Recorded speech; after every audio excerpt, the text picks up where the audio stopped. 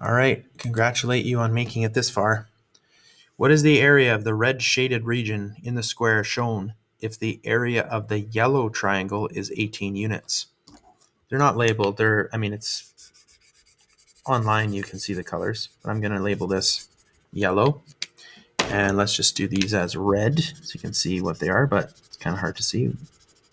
Okay, those are going to be the red ones. All right, so, and that thing is blue. What's the area of the red shaded region? So they want to know what's the area of this. It gives you the area of this.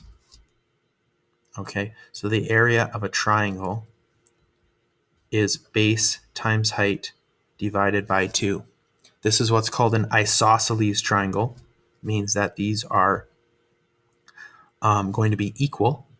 Okay, for an isosceles triangle means that their base and height are going to be the same. So base times base divided by 2. In other words, what's base times base? Base squared divided by 2. Okay, that, I don't know if you're smart enough to do that on your own, but that's what you need to do. You need to do this to figure out what the length, the side length is going to be. I think you probably would have been smart enough to figure that out, because if you think about it, this question is also, this is a perfect square. What it's saying is, what's the area of half a perfect square? So here's a perfect square. What's the area of half of it? Okay, so let's suppose this is a perfect square. The area of half of it is this. So what is the area of a full perfect square? Well, it's going to be double that. So this times 2 is going to be what the area of that whole square is going to be. And then how do you find the side length of something, a square? Well, if a square had an area of 9, you would know immediately the side length was 3. Why? Because the square root of 9 is 3. So you're going to square root this number and get the length.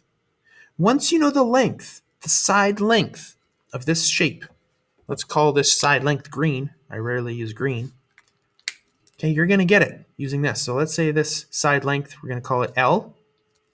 If this is the side length here, what's the side length of the red? Right? If I know this side length, what's the side length of the red? Well, it's going to be divided by 2. Half of that. This is a number, okay? You're going to get a number here. So it's going to be half that. So how do you find the area of a triangle? So it says, what's the area of the shaded, of the red shaded region in the square shown? So we need to find an area of this little triangle here. So we have whatever this value is, length, divided by 2. So, pardon me, sorry. So the area of a triangle, here's one of these triangles, is going to be whatever that value is, times whatever that value is, divided by 2. So value, because a triangle is base times height divided by 2. So this value and this value, they're going to be the same in this case. This times this, divided by 2, you'll get whatever that value is. And now you can just multiply it by 3, or you can subtract one of those values from this original value. Anyway, either way, you should be able to get the response from that. Okay, hopefully that helps. That was a tricky question.